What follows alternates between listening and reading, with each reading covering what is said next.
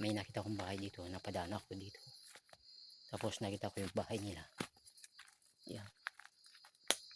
Bahay nila. Walang bubong.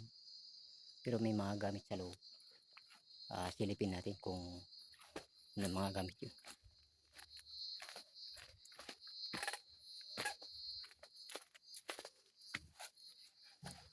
Ganito. Tapos ito ay itong bantay niya. Ito. Tapos yan yung kanyang mga gamit. Tapos yan tungko.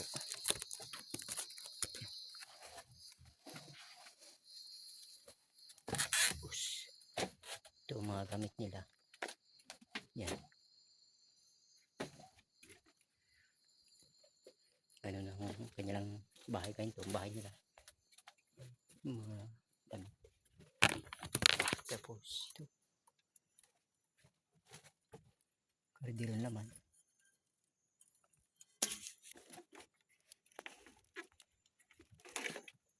May plato pa.